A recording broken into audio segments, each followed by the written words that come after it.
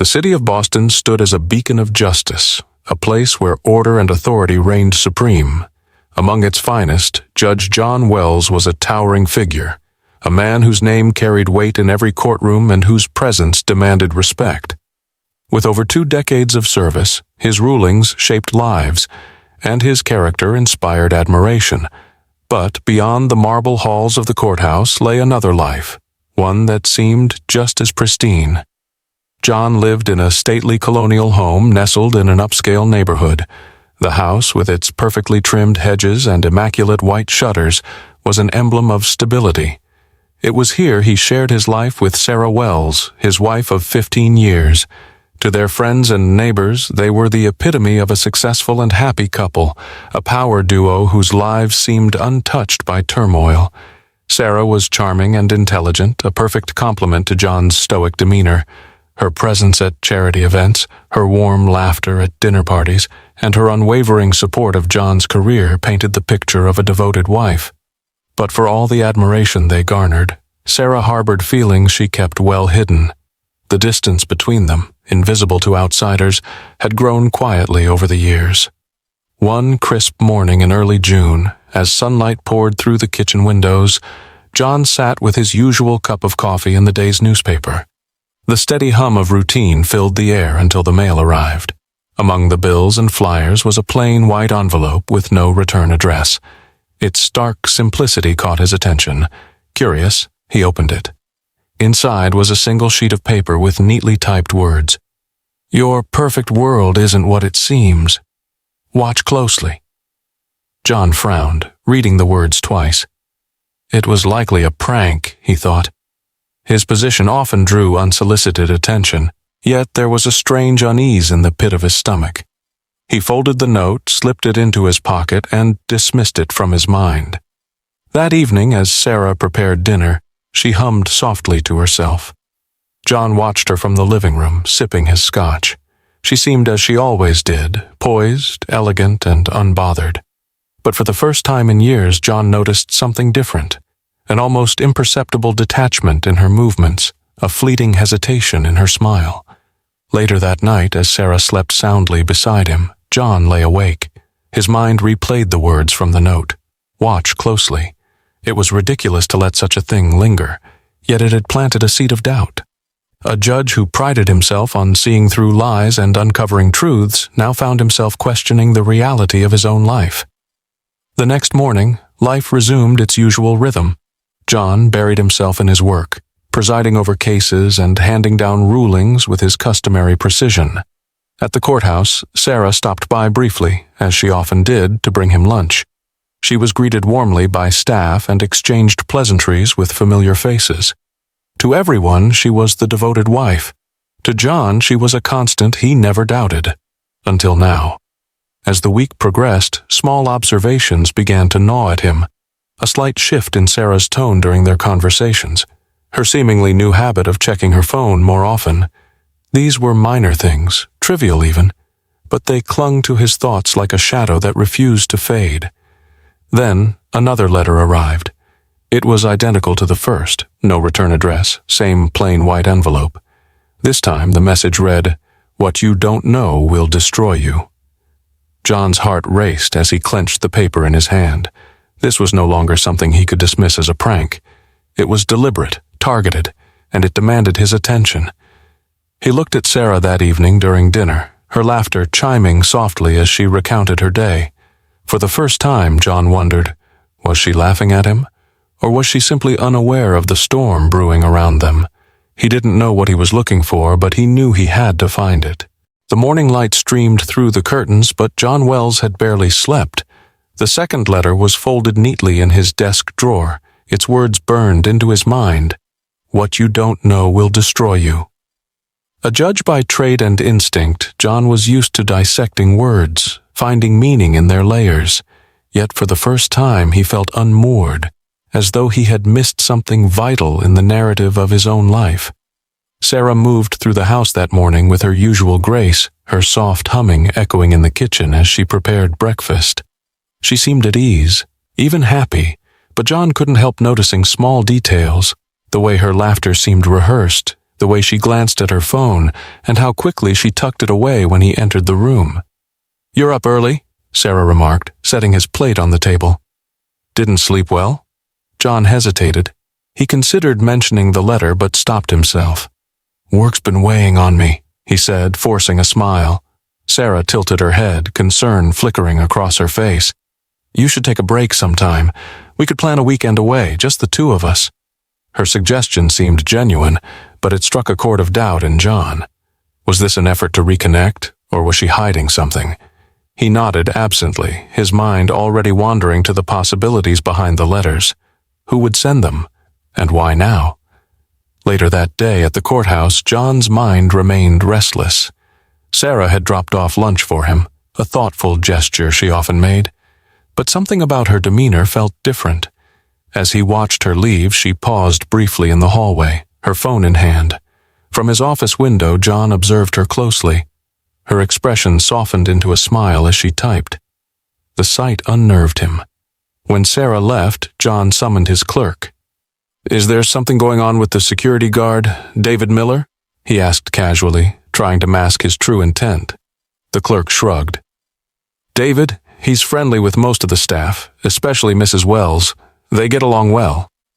John nodded, dismissing the clerk with a wave, but his unease deepened. The mention of Sarah's rapport with David planted a troubling thought. Was the letter referring to this? Was David part of a secret he had yet to uncover? That evening, Sarah seemed distant, her laughter quieter than usual. They sat in the living room, the television casting muted light across the space. John observed her as she scrolled through her phone, her expression unreadable. "Anything interesting?" he asked, his voice steady but edged with curiosity. Sarah glanced up, startled. "Just emails, nothing exciting." She set the phone down, her smile strained.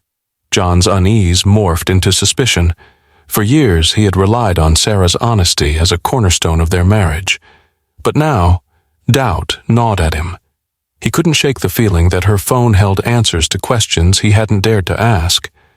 As the days passed, Sarah's habits became sharper in John's eyes. She lingered at the courthouse longer than necessary. She laughed more freely with David than she did with him. And always there was the phone, its presence a barrier between them. One evening, while Sarah was in the shower, John found himself standing at the kitchen counter, staring at her phone. It lay on the surface, unlocked. His heart pounded as he reached for it, the second letter echoing in his mind. "What you don't know will destroy you." His hands shook as he opened her messages. The most recent one caught his eye. "I can't wait to see you tomorrow. Same time?" The sender's name chilled him. David. John's chest tightened as he placed the phone back exactly as he'd found it. He felt like a man standing on the edge of a precipice, staring into a void of betrayal. Questions swirled in his mind, but one thing was clear. His world, once steady and unshakable, had begun to crack. The air in Judge John Wells's office felt heavier than usual. Though the blinds were half drawn and the steady hum of courthouse life persisted outside, John's thoughts were elsewhere. The message he had read on Sarah's phone replayed in his mind like a broken record. "I can't wait to see you tomorrow. Same time?"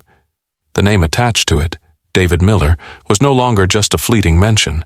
It was now a shadow looming over his marriage. David Miller was a familiar figure to many at the courthouse. A former Marine turned security guard, he was known for his friendly demeanor and sharp instincts. While John had seen him in passing, he had never paid much attention. Until now. That day, every interaction involving David seemed magnified. Was it coincidence, or had John simply been blind to the subtle familiarity between him and Sarah? Later that afternoon, while reviewing case files in his chambers, John heard laughter echoing faintly through the hallway. Rising from his desk, he peered through the crack of his office door.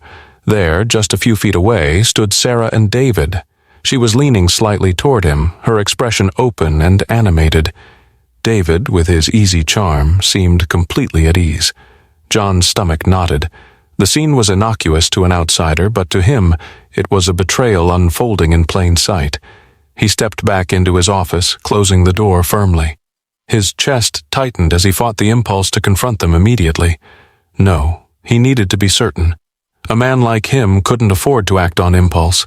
As evening approached, John decided to dig deeper. After Sarah left for a supposed meeting with friends, he headed down to the security office, where David often worked late. Feigning casual interest, John struck up a conversation with another guard. "David seems like a reliable guy," John remarked, his tone carefully neutral. The guard nodded. "Yeah, he's great, always willing to help out, especially with Mrs. Wells. They've gotten close over the last year." John's jaw tightened, though he maintained his composure. "Oh, how so?" "Well," the guard continued, oblivious to John's rising tension, "she's been stopping by a lot. They grab coffee sometimes, nothing unusual." But it was unusual. The way the guard shrugged it off only deepened John's unease. He thanked him curtly and left, his mind racing with possibilities. That night, Sarah returned home cheerful and talkative, as if nothing was amiss. John watched her intently as she moved about the kitchen, recounting her evening. Each word felt rehearsed, each laugh calculated. He wondered how long she had been weaving this web, and how deeply David Miller was entangled in it. "Did you have a good day?" Sarah asked, her tone light, as she set 2 glasses of wine on the counter. John hesitated. "Productive," he replied. His voice was steady, but inside he was unraveling. The next morning, John arrived at the courthouse earlier than usual. He stationed himself strategically in the hallway where Sarah often met David. At exactly 9:15 a.m., she appeared. She walked briskly but slowed as David approached from the opposite direction. They exchanged a glance, just a glance, but it spoke volumes to John. As they walked away together, John's fists clenched. Every rational part of his mind told him to stop, to return to his office and pretend he hadn't seen anything, but rationality was quickly giving way to anger and betrayal. He followed them at a distance, careful to stay out of sight. They exited the courthouse and crossed the street to a small cafe. Through the window, John watched them sit at a corner table. Sarah leaned forward, her hands resting lightly on the edge of her coffee cup. David's expression softened as he spoke, his hand briefly brushing hers. It was a moment so subtle yet so damning that John felt the ground beneath him shift. The shadow of David Miller was no longer just a suspicion. It was a reality, one that threatened to dismantle everything John thought he knew about his marriage.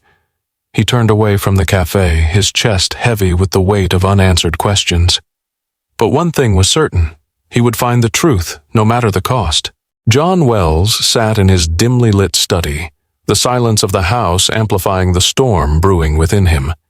The image of Sarah and David in the cafe was seared into his mind, their closeness speaking volumes.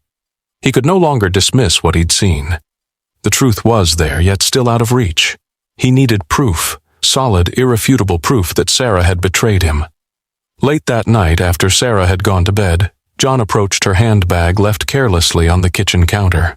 His hands trembled as he opened it, carefully searching through its contents. Amidst the usual clutter, lipstick, receipts, a pack of gum, he found her phone.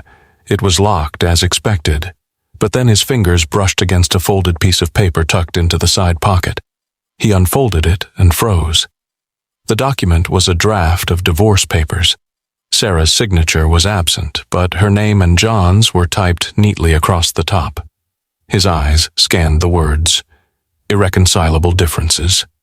He felt the air leave his lungs, replaced by a searing pain that burned through his chest. The woman he had shared his life with, the woman he had trusted implicitly, was planning to leave him. The betrayal was no longer just a suspicion. It was a cold, hard fact. The next morning, John approached Sarah as she stood at the kitchen sink, humming softly. He placed the folded document on the counter in front of her. "What is this?" he asked, his voice low, steady. Sarah turned, her expression shifting from confusion to alarm. Her hands fumbled for the paper, but John didn't move, his gaze piercing. "John, She trailed off, searching for words. "I can explain." "Explain what, Sarah?" His tone was sharp now, cutting through the tension like a blade. "Explain how you've been sneaking around with David Miller? Explain how you've been drafting divorce papers without so much as a conversation?" Sarah's face paled, her composure crumbling. "It's not what you think," she stammered. "I've been unhappy for a long time. I didn't know how to tell you." John's hands clenched at his sides. "Unhappy?" he repeated, his voice rising. You didn't know how to tell me, but you knew how to confide in David?" Tears welled in Sarah's eyes, but John was unmoved. Her silence was an admission of guilt, and it infuriated him. That evening, John retreated to his study, his mind racing. He opened his laptop and, with grim determination, began combing through Sarah's digital life. Email accounts, social media profiles, nothing was off limits. Hours later, he struck gold. A hidden email folder labeled personal contained a series of messages exchanged between Sarah and David. The messages were damning, detailing their plans to start a new life together. They spoke of quiet weekends, secret rendezvous, and most gut-wrenchingly, a shared disdain for the man Sarah had once vowed to love. One email from Sarah stood out. "I'm almost ready to tell him. I just need a little more time to figure things out. Thank you for being patient with me. I couldn't do this without you." John slammed the laptop shut, his breathing ragged. The weight of Sarah's betrayal was crushing, and the knowledge of David's complicity only deepened his resolve. They thought they could outmaneuver him. They thought he was blind to their deceit. But John Wells was no fool. The following day, as Sarah prepared to leave for another lunch meeting, John's demeanor was calm, almost unnervingly so. He kissed her cheek as she left, watching from the window as her car disappeared down the street. Then, without hesitation, he picked up his phone and made a call. "David Miller," he said to himself as the phone rang. "Let's see how much patience you really have." The courthouse buzzed with its usual hum of activity. But for Judge John Wells, the noise felt distant, muted against the storm raging within. Days had passed since his discovery of Sarah's betrayal, and though his outward demeanor remained composed, each moment was a struggle to maintain the facade. The emails he uncovered had left no room for doubt. Sarah and David had betrayed him, but it wasn't enough. John needed confirmation from someone outside the shadows of their deceit. That morning, an unexpected envelope appeared on his desk. It was identical to the ones he had received before, plain, white, with no return address. His pulse quickened as he opened it, revealing a single sentence typed in bold. "She's meeting him at 1 p.m. today. The cafe." The timing was uncanny, almost orchestrated. Who could know about this affair in such detail, and why would they feed him this information? John's mind raced as he reread the note, searching for clues in the simplicity of the words. Whoever the anonymous sender was, they were clearly invested in revealing Sarah's duplicity. But was it to help him or destroy him further? John didn't hesitate. At exactly 12:45 p.m., he parked his car a short distance from the cafe. He sat with the engine off, his gaze fixed on the entrance. At 1:03 p.m., Sarah arrived, her pace brisk and deliberate. She looked around briefly before stepping inside. Moments later, David appeared, wearing his courthouse uniform, and followed her in. From his vantage point, John could see the corner table they chose. Sarah leaned forward, her expression serious, while David appeared more relaxed, even smiling at times. The sight ignited a fire in John's chest. He gripped the steering wheel, his knuckles white with tension. It wasn't enough to witness this. He needed to know what they were saying. Leaving the car, John walked briskly toward the cafe. The bell above the door chimed softly as he entered. His heart pounded as he scanned the room. Sarah and David didn't notice him. They were too engrossed in their conversation. John chose a seat far enough to remain inconspicuous, but close enough to overhear fragments of their discussion. "I don't know how much longer I can keep doing this," Sarah said softly, her voice carrying just enough for John to catch. David leaned back, his arms crossed. "You've come this far. You just need to follow through." Follow through? The phrase clung to John's thoughts, heavy with implication. He strained to catch more, but their voices dipped lower. Frustration clawed at him as he watched them exchange what seemed to be a knowing glance. The tension in the room was almost suffocating, and John's mind raced with possibilities. Was Sarah plotting to leave him entirely? Or was there something darker at play, something he had yet to uncover? Then, as if the universe conspired to confirm his fears, Sarah reached into her bag and handed David a folded piece of paper. He unfolded it, scanned the contents briefly, and nodded. John couldn't make out what it was, but the exchange alone felt damning. Minutes later, Sarah and David stood to leave. John remained seated, his body rigid as he watched them walk out together. The cafe's door swung shut behind them, and he was left alone with the weight of what he'd just witnessed. His phone buzzed. Pulling it from his pocket, he saw a message from an unknown number. "You saw it for yourself. Now what will you do?" John's breath hitched.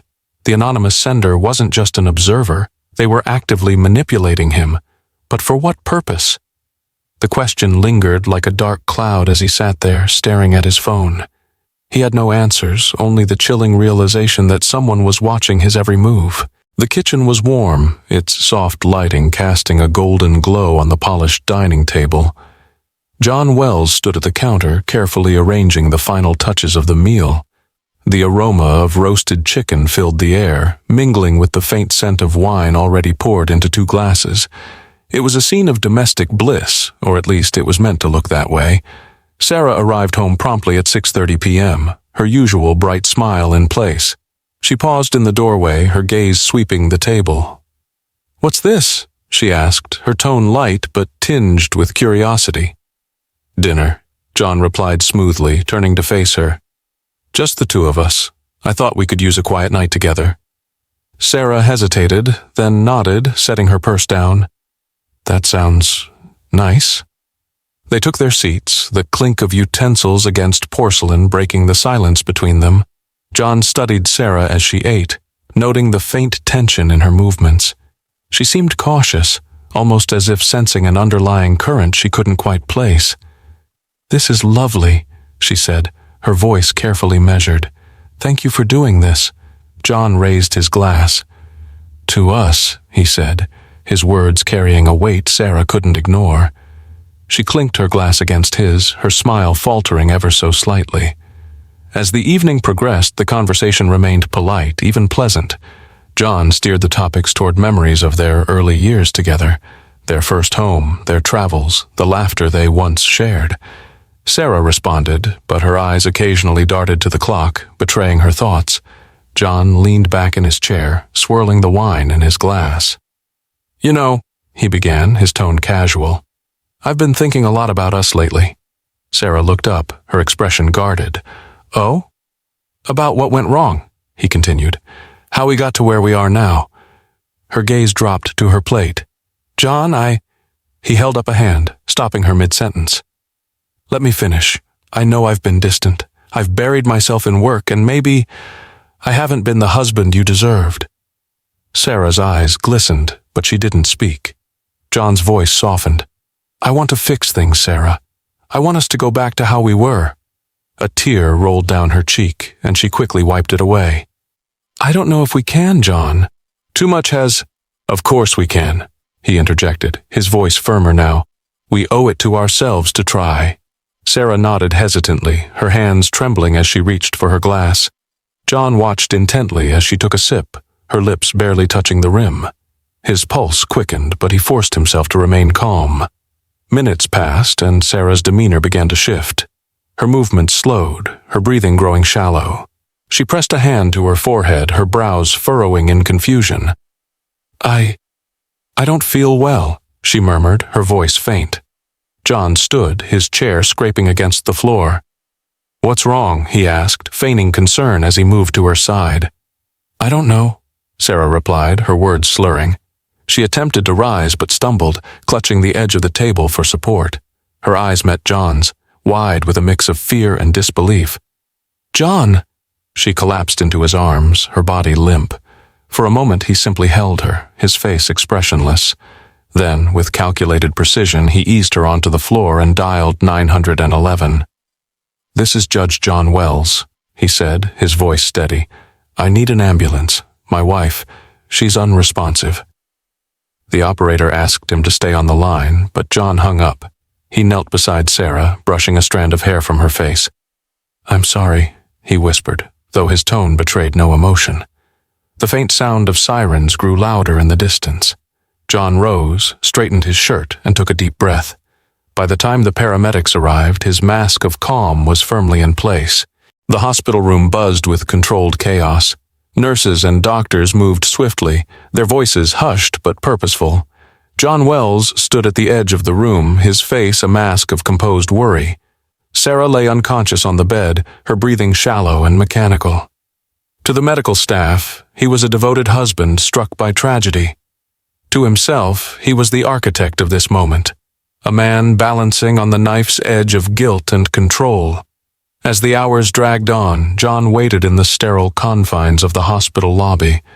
The weight of his actions hung heavy, but his resolve remained unshaken. The paramedics had raised no alarm, and the initial examination suggested nothing out of the ordinary. It was only a matter of time before the doctors delivered their findings, and John needed to be ready. Detective Rachel Monroe arrived before the results. Her tall frame and sharp eyes exuded authority as she approached John. "Judge Wells," she greeted, extending her hand. "I'm sorry to meet under these circumstances, but we have some questions about your wife's condition." John nodded, his expression somber. "Of course. Anything I can do to help." Rachel's questions were pointed but courteous, circling around Sarah's medical history, her behavior leading up to the incident, and the events of the evening. John recounted the dinner in meticulous detail, the laughter, the shared memories, the sudden collapse. His voice never wavered, each word calculated to paint the picture of a loving husband blindsided by tragedy. But Rachel's eyes betrayed her skepticism. "And there was nothing unusual about her behavior before dinner?" she pressed. John shook his head. "Nothing at all. She seemed happy." Rachel jotted something in her notebook before closing it.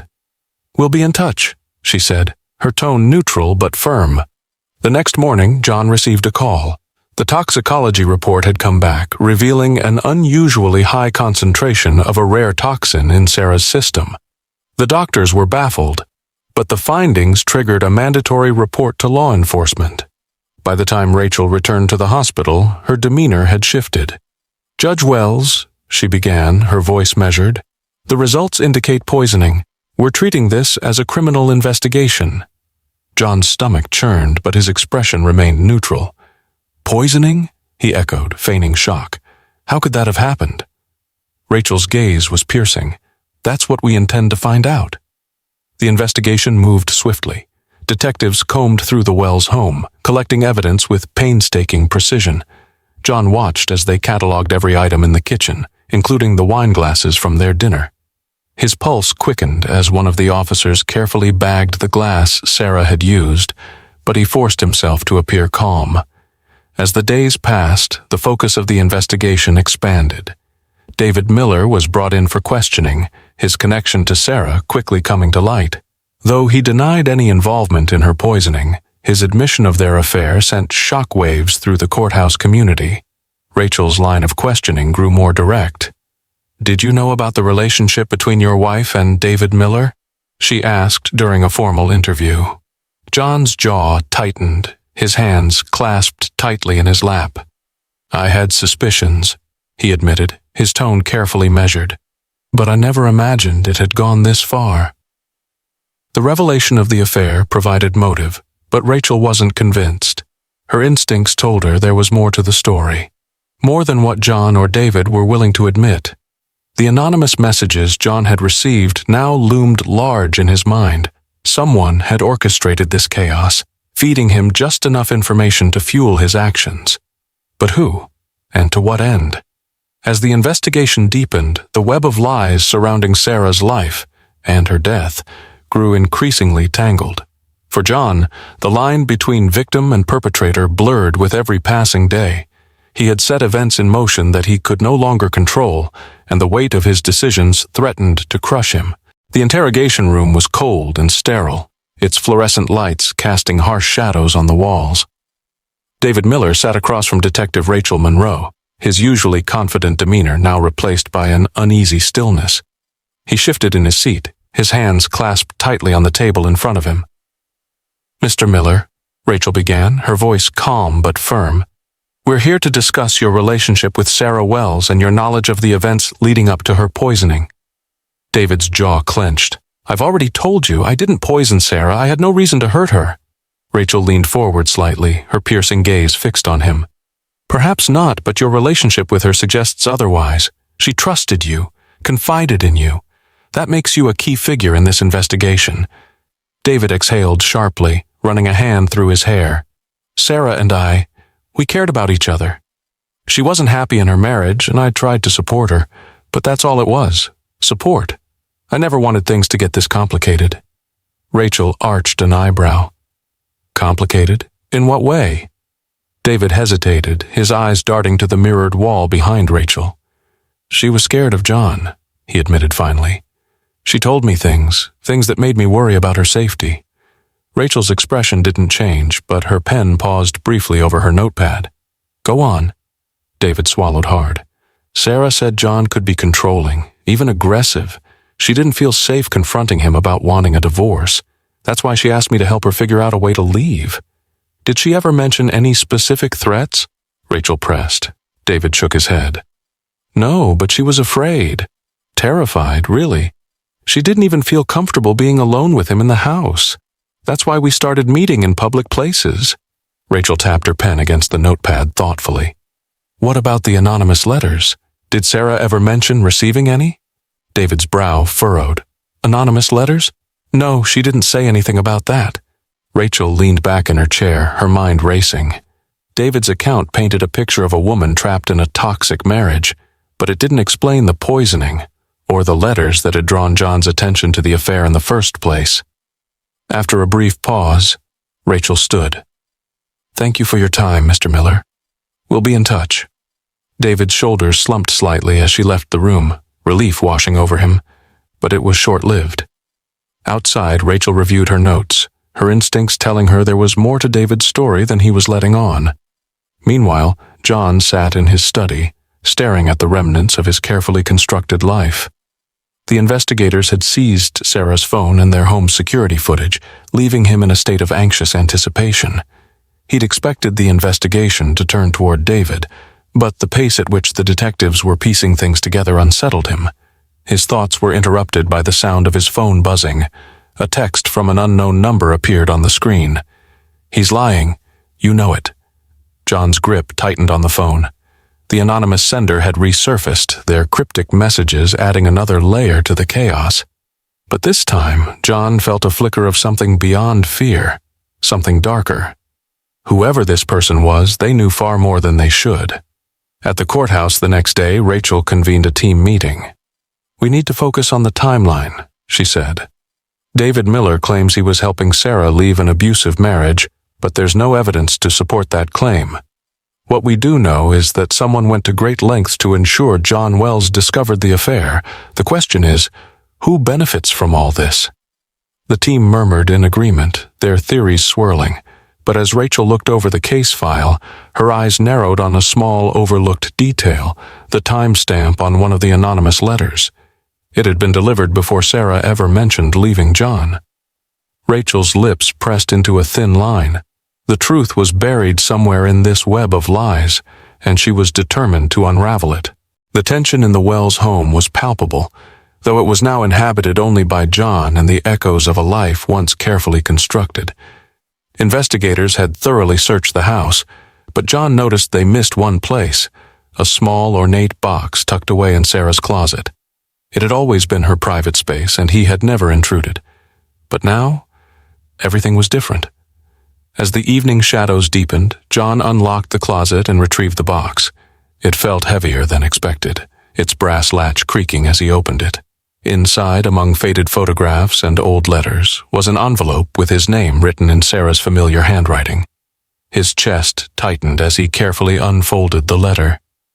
John, it began, the ink smudged in places as if written in haste. If you're reading this, it means something has happened to me. I've been struggling to find the right time to talk to you, but I'm scared of what you might do when you find out the truth. John's hands trembled as he continued reading. You've always been so controlled, so composed, but I've seen glimpses of another side of you, one that terrifies me.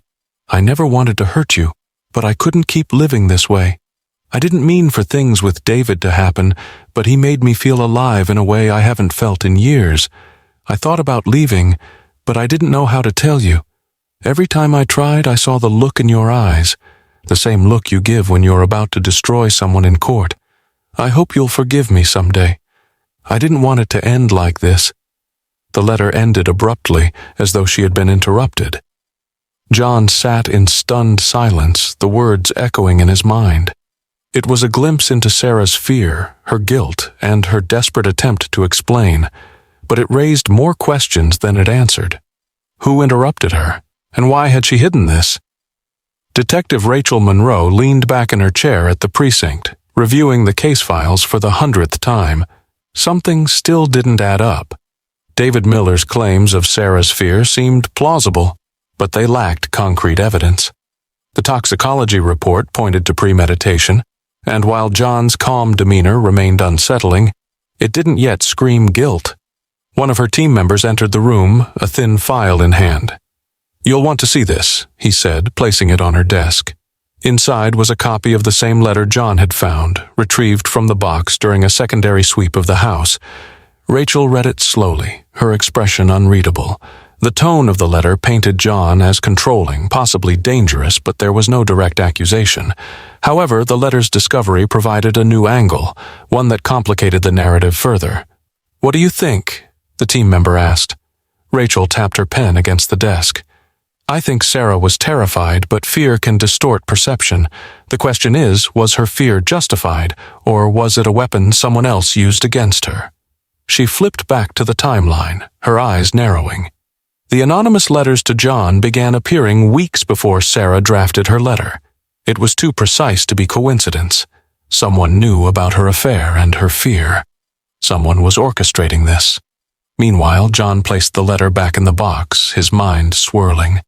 He felt no remorse for what he had done, but instead an overwhelming sense of betrayal.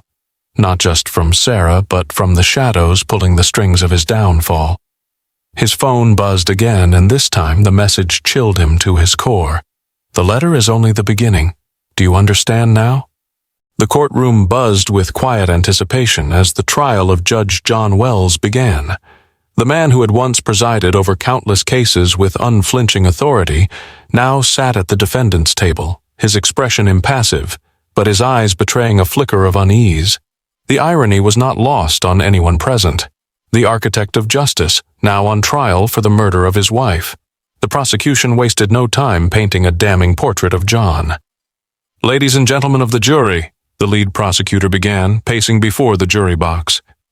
"This case is about betrayal, power, and control. John Wells, a man of immense influence, used his position and intellect to manipulate, deceive, and ultimately murder his wife, Sarah Wells." He gestured toward the evidence table, where carefully bagged items were displayed. The wine glass Sarah drank from, the toxicology report, and the handwritten letter retrieved from her closet. Sarah feared for her life, and she had every reason to.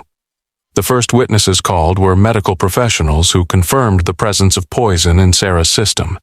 The toxicologist detailed the substance's effects, emphasizing that it was administered deliberately.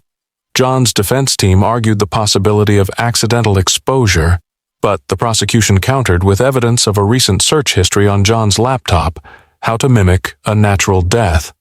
A murmur rippled through the gallery as the damning detail was revealed. John's defense attorney objected, but the judge allowed the evidence, calling it relevant to intent. Next, David Miller was called to the stand. The room fell silent as the security guard took his seat, his usually confident demeanor visibly shaken. The prosecutor's questioning was pointed. "Mr. Miller, how long had you been involved with Sarah Wells?" David shifted uncomfortably. "About a year." "And during that time, did she express concerns about her safety in her marriage?" David nodded. "She told me she was scared of John, that he could be unpredictable." The defense attorney seized the moment to cross-examine. "Mr. Miller, isn't it true that you had a vested interest in Sarah leaving her husband? You wanted to start a new life with her, didn't you?" David hesitated, his eyes darting to John. "Yes, but—" "No further questions," the attorney interrupted, cutting off any chance for clarification. As the trial progressed, the prosecution introduced a bombshell. CCTV footage from a nearby pharmacy showing John purchasing the poison found in Sarah's system.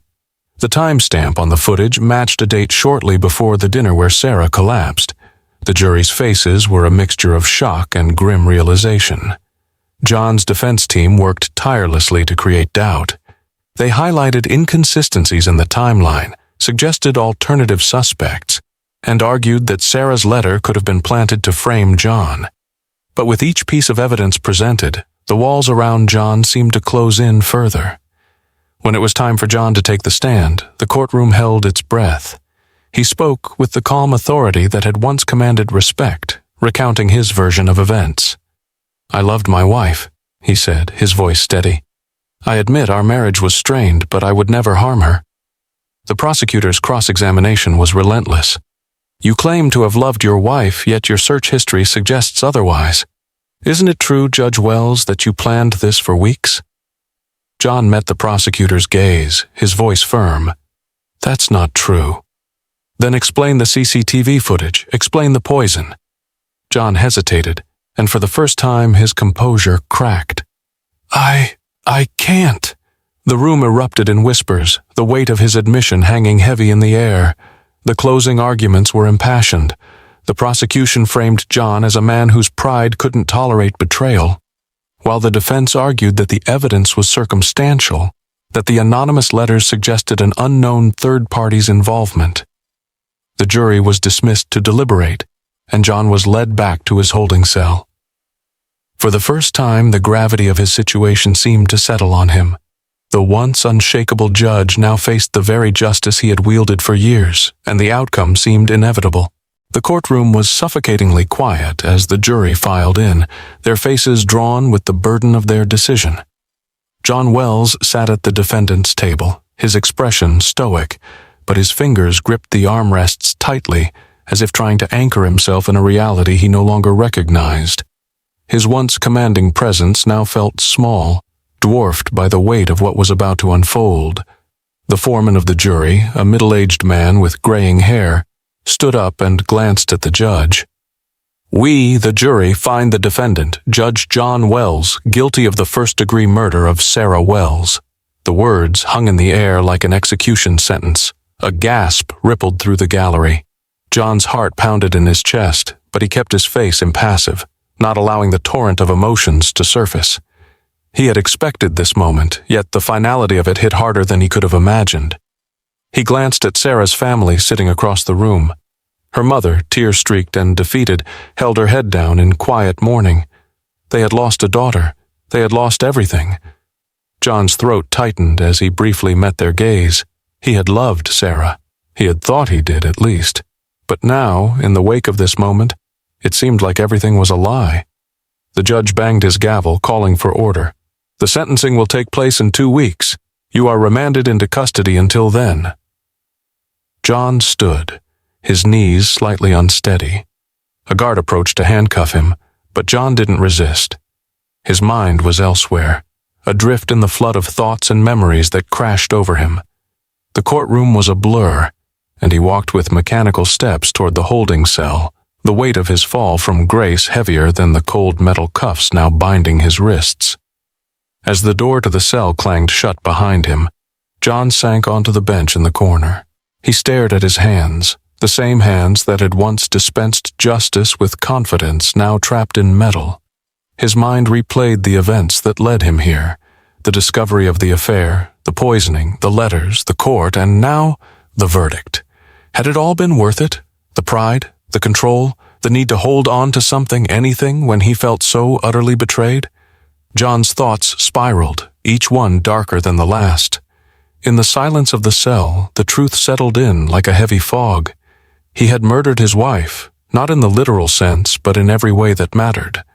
The trust was gone, the love was tainted, and in his rage he had destroyed not only Sarah but the very foundation of his own identity. The sound of footsteps echoed through the hallway outside, pulling John from his thoughts. A voice called out to him, his lawyer trying to console him, to tell him that there was still a chance for an appeal. But in that moment, John didn't care. He had no fight left. Later that evening, as the weight of the day began to sink in, a different visitor arrived. It was David Miller. John looked up as the door opened, surprised to see the security guard standing there. David's face was a mix of confusion and regret, and he hesitated in the doorway for a moment before speaking. "I don't know what to say," David began, his voice strained. "I never wanted any of this. I never meant for it to go this far." John looked at him, his expression unreadable. "You didn't mean for it to go this far?" His voice was calm, but his words were laced with something much colder. "What do you think I did, David? I lost everything. Because of you. Because of her. Because of us." David took a step forward, his eyes filled with genuine sorrow. "I'm sorry, John.